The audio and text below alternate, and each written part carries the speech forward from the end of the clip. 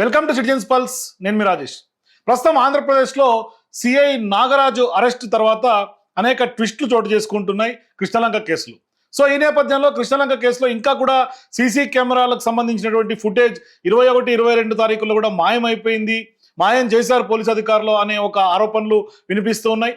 మరోవైపు ఎప్పుడైతే task force ఇవాళ ఆ కృష్ణలంకకు సంబంధించినటువంటి సాయికృష్ణను తీసుకొచ్చే సమయంలో టాస్క్ ఫోర్స్ ఇన్వాల్వ్మెంట్ మీద కూడా ఖచ్చితంగా పెద్ద తలకాలకు సంబంధించినటువంటి ఇన్వాల్వ్మెంట్ ఉందనే చర్చ జరుగుతున్నటువంటి నేపథ్యంలో అసలు ఈ కేసులో ఎటువంటి కోణం ఉంది, దర్యాప్తు ఏ విధంగా జరిగే అవకాశం ఉంది, ఇవన్నీ కూడా మనం మాట్లాడదాం. మనతో పాటు రిటైర్డ్ పోలీస్ ఉన్నతాధికారి రాజేశ్వర రెడ్డి గారు, అడిషనల్ ఎస్పీగా రిటైర్ అయ్యారు, ఆయన కూడా మనతో పాటు జాయిన్ అవుతున్నారు. డిస్కస్ చేద్దాం. సార్ నమస్తే. రాజేశ్వర రెడ్డి గారు నమస్తే అండి. సార్ ఏంటి సార్ ఇవాళ ఆంధ్రప్రదేశ్లో కృష్ణలంకకు సంబంధించినటువంటి కేసు తీవ్రమైనటువంటి దుమారం రేపుతోంది. గత 2 రోజులుగా సిఐ నాగరాజును అరెస్ట్ చేయాలన్న ఒక డిమాండ్ వచ్చినటువంటి క్రమంలో ఎట్టకేలకు ప్రభుత్వం సిట్ ఏర్పాటు చేసిన తర్వాత టాస్క్ ఫోర్స్ ఉన్నతాధికారులని విచారణ జరిపిన తర్వాత సిఐ నాగరాజుని అయితే అరెస్ట్ చేసినటువంటి సిచ్యువేషన్ మనకు కనిపిస్తుంది. ఏంటి ఇప్పుడు సిఐ నాగరాజు అరెస్ట్ తర్వాత ఇక్కడితో కేసు క్లోజ్ అయింది అనుకోవాలా, లేకుంటే ఏం జరిగే అవకాశాలు ఉంటాయి సార్? ఇప్పుడు ఆంధ్రప్రదేశ్ సిట్ల సంగతి మీకు తెలుసు కదండి. ఆంధ్రప్రదేశ్ పోలీస్ డిపార్ట్మెంట్ సిట్ ఏర్పాటు చేస్తే ప్రభుత్వ పెద్దలు వాళ్ళ డైరెక్షన్ ప్రకారమే ఉంటాయి రిజల్ట్. అన్ని మనం చూస్తా ఉన్నాం. వివేకానంద రెడ్డి మర్డర్ కేసు దగ్గర నుంచి చూస్తా ఉన్నాం, ఇప్పటి వరకు చూస్తున్నాం. మనం మద్య కేసులో చూసాం, లేకపోతే అక్రమ మద్యం కేసులో సిట్లు చూసాం. ఏ సిట్ అయినా కానీ ప్రభుత్వ పెద్దల ఆకాంక్ష మేరకే వాళ్ళ మనసులో ఉన్న ప్రకారమే యాక్ట్ చేస్తాయి. చట్ట ప్రకారంగా దాన్ని శంకులో పోస్తే శంకు తీర్థం అన్నట్లు చేస్తుంది సిట్. అంత తప్పిస్తే ఏం కాదు. రెండోది వచ్చేసి ఈ రోజు నాగరాజు సిఐ గారిని ఈ రోజు అరెస్ట్ చేసినారని మీరు చెప్తున్నారు, కానీ ఆయన మీద ఎఫ్ఐఆర్ రిజిస్టర్ కాకముందు నుంచే ఆయన ఒక ప్లేస్ లో పెట్టేసి చుట్టూ పోలీసు సర్వేలెన్స్ లోనే ఉన్నాడు. సర్వేలెన్స్ ఉన్నారు. కొంతమంది కుల పెద్దలు కానీ లేకపోతే పోలీసు లో పనిచేస్తున్న వాళ్ళు కొంత మీడియేషన్ చేస్తా ఉన్నారు అతనికి. ఆయన నోరు ఇప్పకుండా కానీ అయితే నాకు తెలిసిన ఏమంటారు మీరు విశ్వనీయ సమాచారం. తర్వాత ఈ కేసులో ఏంది, ఈ నాగరాజ్ అనే అతన్ని May 8 అరెస్ట్ చేసింది, మార్కాప్ నుంచి తీసుకొచ్చింది టాస్క్ ఫోర్స్ పోలీస్ ఆఫీసర్స్ అని జడా శ్రవణ్ గారు పెద్ద ప్రెస్ మీట్ ఇచ్చాడు. ఆయన మినిట్ టు మినిట్ ఏం జరిగింది, చనిపోయేంత వరకు, కాల్చి బూడిద చేసేంత వరకు అని పబ్లిక్ గా వీడియో రిలీజ్ చేశారు ఆయన ప్రెస్ మీట్ పెట్టి. ఒకవేళ ఆయన చెప్పేది అబద్ధమైతే పోలీస్ ఆఫీసర్స్ కానీ లేకపోతే ప్రభుత్వ పెద్దలు కానీ డీజీ కానీ సిటీ కమిషనర్ కానీ బయటకు వచ్చేసి ఆయన చెప్పేదాన్ని అబద్ధం అంటే అది కాదు, వాస్తవాలు ఇవి అని ఇంతవరకు చెప్పలేదు కాబట్టి ఈ మౌనం అర్ధాంగీకారం అని. కానీ ఇక్కడ మౌనం పూర్తిగా అంగీకారం అన్నట్లనే ఉంది. ఎందుకంటే జడా శ్రవణ్ గారికి ఎవరో పోలీస్ డిపార్ట్మెంట్ లోనే మరి ఈ ఎవరో ఆయన గుప్పందిచ్చారు. మినిట్ టు మినిట్ ప్రోగ్రామ్ ఎక్కడ కొట్టారు, ఎక్కడ అతను చనిపోయాడు, ఏ బాత్రూమ్ వేసారు, తర్వాత ఏ హాస్పిటల్లో ప్రజా ఆసుపత్రి ప్రజా వైద్యశాల రూమ్ నెంబర్ 303 స్టోరీ చెప్పారు ఆయన. అది ప్రైవేట్ లాడ్జ్ అని చెప్పారు. తర్వాత platform number 43 unknown dead body, destitute, దాన్ని అన్నోన్ డెడ్ బాడీ కాదు డెస్టిట్యూట్ డెడ్ బాడీ అంటారు. అది ఎప్పుడైనా రోజు కనపడే పిచ్చగాడు చనిపోతే రోజు ఇక్కడే అడుక్కుంటున్నాడండి, ఈ రోజు చనిపోయినాడు, ఈయన అడ్రస్ ఏం తెలియదు, ఏళ్ళ తరబడి ఇక్కడే అడుక్కుంటున్నాడని చెప్తే అది డెస్టిట్యూట్ డెడ్ బాడీ అంటాం మేము. దానికి ఒక ఓన్లీ పంచనామా రాసేసి ఈ పిఎం చేయకుండానే దాన్ని ఖననం చేస్తాం మేము. ఖననం అంటే మామూలుగా పూడుస్తారు, అవసరమైతే మళ్ళా ఎగ్జామ్ చేసేసి చేయొచ్చు, కానీ ఇక్కడ ఏదో బూడిద కూడా చేసినారని చెప్తున్నారు. దానికి మున్సిపల్ ఆఫీసర్స్ అఫీషియల్ గా పర్మిషన్ తీసుకొని చేసినారని చెప్తున్నారు. ఇవన్నీ జరిగాయి. అయితే ఇక్కడ $1 మిలియన్ క్వశ్చన్ నేను మొదటి నుండి రైజ్ చేసేది ఏమంటే, నాగరాజు సిఐ గారిని ఒక్కరిని బలి చేస్తున్నారు అనేది నా ఉద్దేశం. ఎందుకంటే టాస్క్ ఫోర్స్ అనే వ్యవస్థ ఒకటి ఉంటుంది ప్రతి సిటీలో. మన హైదరాబాద్ లో ఉన్నారు, అది జోన్ ఒకటి ఉంటుంది. ఇక్కడ జోన్కి ఒకట్లేదు 1 అంటూనో లేకపోతే 1 ఉన్నట్లుంది. నేను ఎప్పుడు సిటీలో పని చేయలేదు విజయవాడ సిటీలో. అవును సార్. టాస్క్ ఫోర్స్ అధికారులకు ప్రత్యేకమైన విధులేం ఉండవు. ఎక్కడ ఏపీ పోలీస్ మాన్యువల్‌లో టాస్క్ ఫోర్స్ ఆఫీసర్స్ ఇవన్నీ చేయాలని ఎక్కడ లేదు. ఆ టాస్క్ ఫోర్స్ ఆఫీసర్ల విధులేమంటే కమిషనర్ ఏం చెప్తే అది చేసుకుంటూ పోతాడు. కమిషనర్‌కే రిపోర్ట్ చేస్తారు. కమిషనరు చెప్పింది వాళ్ళు చేస్తారు. ఆయనకు కమిషనర్‌కు ఒక స్పెషల్ టీమ్ ఉన్నట్ల. ఎక్కడైనా గాని ఒక మంచి నిజాయితీ గల ఆఫీసరు, ప్రజలకు మేలు చేయాలనే ఆఫీసర్ ఉన్నప్పుడు ఈ టాస్క్ ఫోర్స్‌ని అన్ని లీగల్ పనుల కోసం వాడుకుంటారండి. గంజాయి గాని లేకపోతే ఏదైనా ఇల్లీగల్ యాక్టివిటీస్ ఉంటే గాని వాటి మీద పోలీస్ ఆఫీసర్లు హ్యాండ్ అండ్ గ్లౌస్ అయ్యి మన కుమ్మక్కయ్యి గ్యాంబ్లింగ్ ఇవి జరిపిస్తుంటారు. వాటి మీద వీళ్ళతో రైడ్ చేయించడము ఇవన్నీ చేస్తూ ఉంటారు. ప్రజలకు ఉపయోగ పనులు చేస్తుంటారు. వేరే కొంచెం అంత నిజాయితీ లేని ఆఫీసర్ ఉన్నప్పుడు వాళ్ళని అందరినీ ఇల్లీగల్ యాక్టివిటీస్ కి వాడుకుంటుంటారు. ప్రైవేట్ పంచాయతీలు చేసేకి, అన్అఫీషియల్ గా ఎత్తుకొచ్చేకి, అంటే దాదాపు కిడ్నాప్ లేండి, అన్అఫీషియల్ గా తీసుకొచ్చేసి ఇంటరాగేట్ చేసేకి వీటికి వాడుతూ ఉంటారు. అది టాస్క్ ఫోర్స్ పని. కానీ ఇప్పుడు కాదు సార్, మీరు చెప్తున్నటువంటి అంచనా ప్రకారం చూస్తే ఖచ్చితంగా ఇవాళ టాస్క్ ఫోర్స్ అధికారులు మార్కాపురం నుంచి లిఫ్ట్ చేశారు సాయి కృష్ణని అంటే ఖచ్చితంగా కమిషనర్ ప్రమేయం లేకుండా ఎత్తుకొచ్చే అవకాశం లేదు. కమిషనర్ నాలెడ్జ్ ఉంటుందండి. కమిషనర్ కు నాలెడ్జ్ లేకుండా కమిషనర్ కు నాలెడ్జ్ లేకుండా వాళ్ళు ఎలా పోతారు? మార్కాపురానికి ఎందుకు పోతారండి? 3 జిల్లాలు దాటిపోయారు. 3 జిల్లాలు దాటి మార్కాపురానికి పోయినారంటే కమిషనర్ పర్మిషన్ లేకుండా పోతారా? ఇప్పుడు ఏదో డీసీపీ టాస్క్ ఫోర్స్ అని ఒకరు ఉన్నారు, అడిషనల్ డీసీపీ టాస్క్ ఫోర్స్ చాలా మంది ఆఫీసర్లు ఉన్నారు. కానీ ఏదైనా కానీ కమిషనర్ నేతృత్వంలో పనిచేసే వింగ్ కదా అది. కమిషనర్ కు తెలియకుండా ఎలా ఉంటది? కానీ ఇవాళ కాదు సార్, సిట్ ఏసీపీ అధికారులు అనుకుంటే టాస్క్ ఫోర్స్ ఏసీపీ లేడీ అధికారిని కూడా క్వశ్చన్ చేసినట్టుగా మనం చూసాం, మనకు కూడా వార్తలు వస్తూ ఉన్నాయి. కాబట్టి ఇప్పుడు వాళ్ళని కూడా ఏమన్నా ఈ కేసులో ఎఫ్ఐఆర్లకు నమోదు చేసే అవకాశం ఉంటుందా? కేవలం సిఐ నాగరాజు పేరు ఒకటే ప్రస్తుతం ఇప్పుడు దాకా ఎఫ్ఐఆర్ లో ఉన్నటువంటి పరిస్థితి లేదండి. ఇప్పుడు మొదటి నుండి ఎందుకు ఇదంతా జరుగుతుంది? 40 రోజుల నుంచి అతన్ని తీసుకొచ్చి మే 8th తెచ్చారు. 9th నుండి మనకు అతను ఉన్నట్లు తెలుస్తుంది. ఏదో 14వ 15వ తేదీ లోపల ఎప్పుడో చనిపోయి ఉండొచ్చు. అది ఆ రికార్డ్ అయితే నాకు తెలియదు. ఆ డేట్ లో వారం 10 రోజుల్లో. అప్పటి నుండి ఎందుకు దీన్ని దాచిపెట్టి ఉన్నారు? మామూలు ఏ లాకప్ కేసు అయినా ఇమ్మీడియట్ గా ప్రభుత్వం ఏం చేస్తుందంటే ఇమ్మీడియట్ గా సస్పెండ్ చేస్తుంది. ముందు అతన్ని సస్పెండ్ చేసేసి తర్వాత ఎంక్వైరీ మొదలు పెట్టి చేస్తారు లాకప్ డెత్లు అంటే. మరి ఇక్కడ అసలు దాన్ని మూసిపెట్టారు కదా పూర్తిగా. వాళ్ళ తల్లిదండ్రులు వాళ్ళ పేరెంట్స్ వెళ్తే కూడా చూపలేదు. అతను ఏమైందో తెలియదు.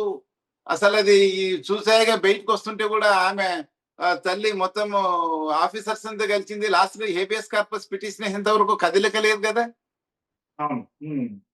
సరే ఈ పై ఆఫీసర్లకు తెలియదంటే ఎలా తెలియకుండా ఉంటది? ఈ పోలీసులో ప్రతిరోజు డిఎస్ఆర్ అంటే డైలీ సిచ్యుయేషన్ రిపోర్ట్ అనేది రేపు పొద్దున్నే 9 గంటల లోపల ముగించేస్తారండి. టెలికాన్ఫరెన్స్ లేకపోతే వీడియో కాన్ఫరెన్స్ ఏదో ఒకటి, లేకపోతే విహెచ్ఎఫ్ సెట్ ద్వారానో రోజు జరుగుతుంటుంది. దానికి సిటీ కమిషనర్ గారు తీసుకుంటారు. దాంట్లో రోజు కూడా మన లాకప్ డిఎస్ఆర్ అని ఒకటి ఉంటుంది. మేము ఉన్నప్పుడు ఉండే, ఇప్పుడు కూడా ఉంటుంది, ఎక్కడ పోదు. 5 ఏళ్ల కిందట మేము రిటైర్ అయినప్పుడు కూడా ఉంది లాకప్ డిఎస్ఆర్ అని. రోజు పోలీస్ స్టేషన్ లో ఎంతమందిని మనం అరెస్ట్ చేసాము, ఎంతమంది లీగల్ గా ఉన్నారు, ఎంతమంది ఇల్లీగల్ గా ఉన్నారు. ఇల్లీగల్ అంటే అరెస్ట్ కాకుండా ఉంటారు, ఏదో ఇంటరాగేట్ చేస్తుంది, ఏదో చేయాలని. జనరల్ గా ప్రాపర్టీ అఫెన్స్ కేసుల్లో ఇల్లీగల్ గా పెట్టుకుంటారు వాళ్ళని. ఎందుకంటే ప్రాపర్టీ రికవర్ అయినంత వరకు కష్టం కదా అని.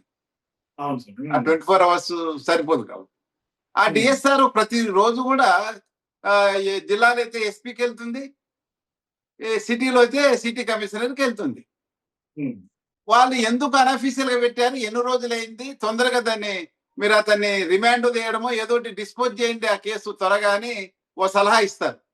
ఎందుకంటే అడుగుతారు ఎందుకు పెట్టుకున్నారు అన్అఫీషియల్ గా అంటే, ఈయన ఆఫీసరు కన్సర్న్ ఆఫీసరు ప్రాపర్ గా సాటిస్ఫాక్టరీగా ఎక్స్ప్లెనేషన్ ఇస్తే దాని అవసరం ఉందనుకున్నప్పుడు అయినా సరే మీరు త్వరగా దాన్ని ముగించండి, అతన్ని అరెస్ట్ చేయడమో ఏదో చేయండి, ఆ డిస్పోజ్ చేయండి, ఎక్కువ రోజులు పెట్టుకోవద్దని సలహా ఇచ్చేస్తారు.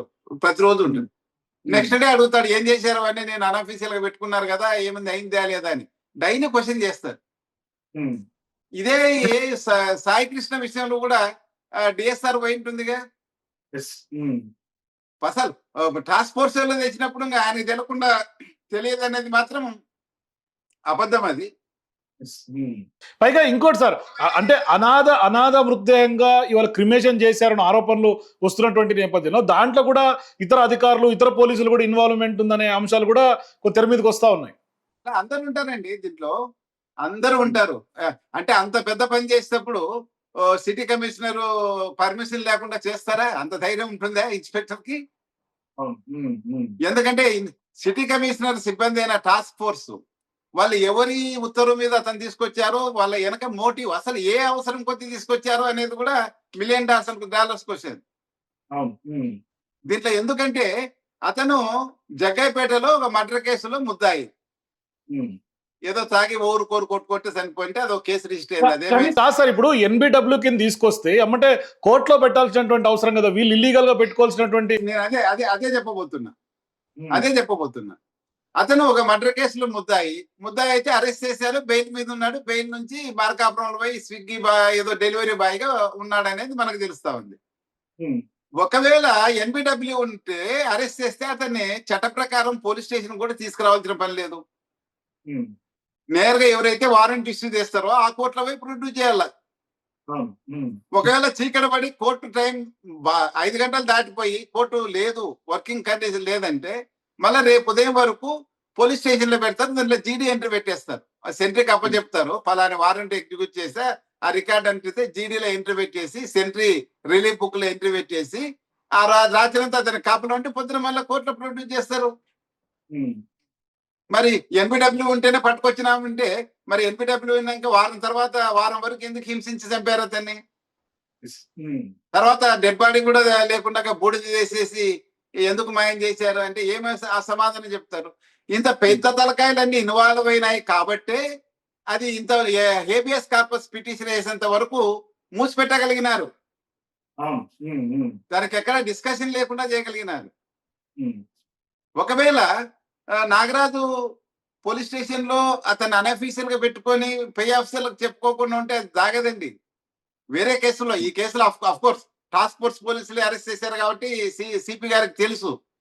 కానీ వేరే కేసుల్లో నీకు స్పెషల్ బ్రాంచ్ నుంచి హెడ్ కానిస్టేబుల్స్ వాళ్ళు ఉంటారండి, ఏఎస్ఐలు ఉంటారు. ప్రతి పోలీస్ స్టేషన్ లో ఉదయం లాకప్ ని ఫిజికల్ గా చెక్ చేస్తారు, రాత్రి ఉదయం చేసి వాళ్ళ స్పెషల్ బ్రాంచ్ డీసీపీకి, ఏసీపీకి ద్వారా సిపికి అది సపరేట్ గా ప్యారలల్ గా రిపోర్ట్ వెళ్తుంది. కాబట్టి అతని మే 8వ తేదీ కాదు సార్, ఇంత పకడ్బందీ వ్యవస్థలో కూడా ఇంత మంది ఇన్వాల్వ్మెంట్ అయ్యి ఒక నిండు ప్రాణాన్ని బలిగొన్నారు అంటే ఈ వ్యవస్థని ఎట్లా నిర్వీర్యం చేసినట్టు సార్ ఇంతమంది కలిసి? నిండు ప్రాణం బలిగొనడం అంటే అండి, మనిషి ప్రాణం తీయడం అనేది 2 సెకండ్లు అంతే. 2 సెకండ్లు. ఎప్పుడు మనిషి ఏ కారణంతో చనిపోతాడో ఎవరు చెప్పలేదు. అందుకే మేము యంగ్స్టర్స్ ఉన్నప్పుడు మేము లెక్క చేయలేదు, కానీ సర్వీస్ వచ్చిన తర్వాత పిల్లలు బాధ్యతలు పెరిగిన తర్వాత అన్అఫీషియల్ గా ఒక ముద్దాయిని మన స్టేషన్ లో, అఫీషియల్ కానీ అన్అఫీషియల్ కానీ స్టేషన్ లో ఒక వ్యక్తి ఉన్నాడంటే అతని సిఆర్పిసిలోన సెక్షన్ 56 57 ఉందండి. ఎప్పుడే అంటే పాత సిఆర్పిసిలో ఒకరిని అరెస్ట్ చేస్తే అతనికి రక్షణ ప్లస్ ఆరోగ్యం కూడా అన్ని రకాలుగా చూసుకోవాల్సిన బాధ్యత, రెస్పాన్సిబిలిటీ అరెస్ట్ చేసిన ఆఫీసర్ది. ఇప్పుడు అతనికి ఏదన్నా అయితే మనం రెస్పాన్సిబుల్ కదా. కాబట్టి ఇమ్మీడియట్ గా మేము త్వరగా డిస్పోజ్ చేయండి, అనవసరంగా నైట్ పెట్టుకోవద్దని అని చెప్పేవాళ్ళం మేమంతా రిటైర్ అయ్యే ముందర. ఎస్ఐగా ఇన్స్పెక్టర్స్ ఉన్నప్పుడు వేరే బిహేవ్ చేసాం, కానీ డిఎస్పీల తర్వాత ఇమ్మీడియట్ గా వాళ్ళని డిస్పోజ్ చేయండి, అనవసరంగా ఎవరిని పెట్టుకోవద్దని అనేవాళ్ళం. ఎందుకంటే ప్రాపర్టీ రికవరీ బట్టి మాకు యాన్యువల్ కాన్ఫరెన్స్ రిపోర్ట్ లోనే out standing, very good, good, poor అని రాస్తుంది, సాటిస్ఫాక్టరీ, పూర్ అని. ఇప్పుడు ఆ సిస్టమ్ పోయింది. ఎందుకంటే ఆ ర్యాంకింగ్ కోసము మా వాళ్ళు దొంగల్ని పట్టుకొచ్చేసి విపరీతంగా కొట్టి రికవరీ కోసము హ్యూమన్ రైట్స్ అని వయలేట్ చేస్తున్నారు అనే ఉద్దేశంతో అది కన్సిడర్ చేయడం లేదు. ఇప్పుడు వేరే చేసే ఉద్యోగము, నువ్వు ఎన్ని ఛార్జ్ షీట్లు ఇచ్చావు, ఎన్ని కేసులు ఇన్వెస్టిగేట్ చేసావు, వీటిని క్రైటీరియా తీసుకొని మనకు very good, out standing, good అట్లా రాస్తున్నారు. కానీ కాదు సార్, ఈ కేసులో సార్ ఇప్పుడు పోలీసులే ముద్దాయిలుగా మారి అదే పోలీసులే కృష్ణా జిల్లాకు సంబంధం లేకుండా ఇతర జిల్లా వాళ్ళతో సిట్ వేసి ఇప్పుడు పోలీసులు ఎంక్వైరీ చేస్తున్నటువంటి సందర్భం. కాకపోతే ఇక్కడ టాస్క్ ఫోర్స్ పాత్ర చాలా కీలకం కాబట్టి టాస్క్ ఫోర్స్ కు సంబంధించినటువంటి పేర్లు ఎంతవరకు ఎఫ్ఐఆర్ లో యాడ్ చేసే అవకాశాలు ఉంటాయి. రెండు, ఇప్పుడు ఇతను చెప్పే నాగరాజు గారు చెప్పే పేర్లు కూడా చాలా కీలకం. ఆయన ఇచ్చే స్టేట్మెంట్ చాలా కీలకంగా మారే అవకాశాలు ఉంటాయి. ఇప్పుడు నాగరాజు గారు స్టేట్మెంట్ ఇస్తారా లేదా అనేది మనకు తెలియదండి. ఇప్పుడే అరెస్ట్ చేసినట్టు మనం న్యూస్ చూస్తున్నాము. ఆయనకు అవకాశం ఏమంటే కోర్టులో ఆయన రిమాండ్ చేసినప్పుడు కోర్టు మేజిస్ట్రేట్ దగ్గర ప్రొడ్యూస్ చేసినప్పుడు ఆయన ఇవ్వాల్సి అనుకున్న స్టేట్మెంట్ ఇవ్వచ్చు. లేకపోతే జైల్లోకి పోయినాక కూడా ఆయన జైల్ ఆఫీసర్స్ ద్వారా రిక్వెషన్ పంపించి ఆయన స్టేట్మెంట్ ఇవ్వాలనుకుంటే. మరి ఆయనకు ఏమి ఒప్పందం చేసుకున్నారో తెలియదు. కానీ కాదు సార్, ఇక్కడ నా డౌట్ ఏంటంటే టాస్క్ ఫోర్స్ ఇన్వాల్వ్మెంట్ ఏ విధంగా జరిగింది అనే అంశం ఒక నాగరాజు గారికి తప్ప ఎవరికి తెలియదు. కాబట్టి ఇప్పుడు నాగరాజు గారు నోరిప్పితేనే అసలైనటువంటి తెరనకలు ఉన్నటువంటి సూత్రధారులు పాత్రధారులు అందరూ కూడా బయటకు వచ్చే అవకాశాలు ఉంటాయి. నాగరాజు గారు నోరు ఇస్తారా లేదనేది మనకు తెలియదు. అదే చెప్తున్నా నేను. ఎందుకంటే మరి అతనికి ఏం ఏదో చెప్పింటారు కదా, నీకేం ఇబ్బంది లేకుండా కేసు వీక్ రాస్తాం, నీకు తొందరగా బెయిల్ వచ్చేటట్టు తీస్తాం, మళ్ళీ పోస్టింగ్ ఇస్తాం.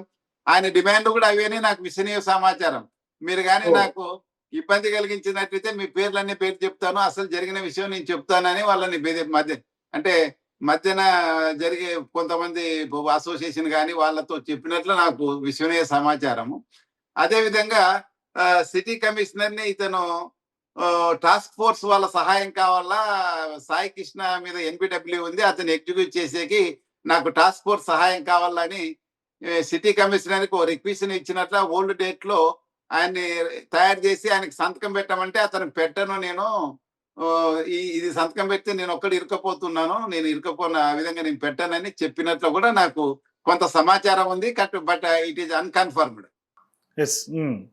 కాబట్టి కాదు సార్, ఒకవేళ మీరు చెప్పింది కనుక జరిగి ఉంటే పెద్ద తాలూకాలందరూ సేఫ్గా ఉన్నట్టే లెక్క ఈ కేసులో. అదే ఒకవేళ ఆయన కానీ సంతకం పెడితే city commissioner task force officers అంతా సైడ్ అయిపోతారు.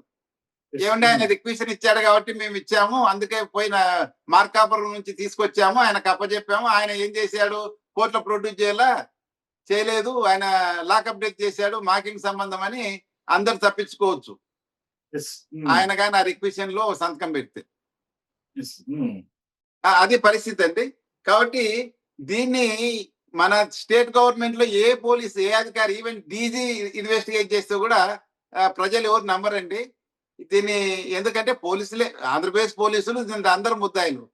ఎందుకంటే జడా శ్రవణ్ కుమార్ చెప్పడం కానీ ఇంకా వేరే వాళ్ళు అనాలిసిస్ చేయడం కానీ టాస్క్ ఫోర్స్ ఇన్వాల్వ్ అయినందుకు సిటీ కమిషనర్ నుంచి అనుమానితులు అయిపోయినారు ఈ కేసులో.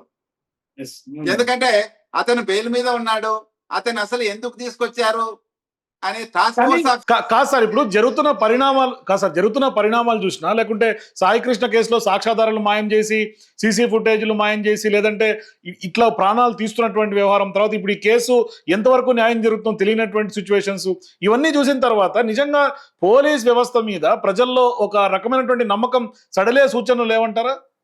అసలు ఇప్పుడు నమ్మకం ఉందంటున్నారా? నేను ఎక్స్ పోలీస్ ఆఫీసర్ గా నేనే నమ్మడంలే. ఈ ప్రజలకు ఏం నమ్మకం ఉందండి? అయిన వారికి తాయిలాలు, కాని వాళ్ళకు వాతలు అన్నట్టు ఉన్నాయి. అసలు ఎమ్మెల్యేనో లేకపోతే ఆయనకు పోస్టింగ్ ఇచ్చిన లేకపోతే ఎమ్మెల్యే ఉంటే ఎమ్మెల్యేలు, లేకపోతే కాన్స్టిట్యూన్సీ ఇన్ఛార్జి చెప్పండి ఎఫ్ఐఆర్లన్నీ ఇస్తున్నారా వీళ్ళు? మరి పొలిటికల్ గా అయితే అసలు ఎఫ్ఐఆర్లే ఇవ్వడం లేదు.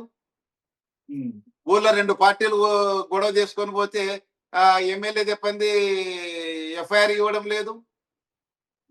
అంత ఘోరంగా తయారైపోయారు పోలీసులు. ఇంకేముంటది వీళ్ళ మీద నమ్మకం? రోజు రోజుకు డిటరేషన్ అయిపోతుంది. సో చూద్దాం సార్ ఏం జరుగుతుంది ఈ కేసులో. మరి నాగరాజు గారు నోరు ఇప్పుతారా, లేదంటే ఎవరెవరి పేర్లు బయటకు వస్తాయి, ఏం జరుగుతుందో చూద్దాం. Thank you so much Rajeshwara Reddy గారు, మీరు మాతో పాటు జాయిన్ అయినందుకు, మీరు విశ్వసనీయ సమాచారం మాతో పాటు షేర్ చేసినందుకు. సో మొత్తం మీద ఆంధ్రప్రదేశ్లో అయితే మాత్రం పెద్ద ఎత్తున ప్రకంపనలు సృష్టిస్తున్నటువంటి కృష్ణలంక కేసు ప్రస్తుతం సిఐ నాగరాజ్ అరెస్ట్ అయితే జరిగింది. తర్వాత తదుపరి ఏం జరుగుతుంది, సిట్ ఇంకా ఎవరిని అరెస్ట్ చేస్తారు, ఎవరెవరి పేర్లు ఎఫ్ఐఆర్ లో నమోదు చేసే అవకాశాలు ఉన్నాయి, మీరు కూడా మీ అభిప్రాయాల కింద నాకు కామెంట్స్ చెప్పండి. For more videos please watch citizens pulse.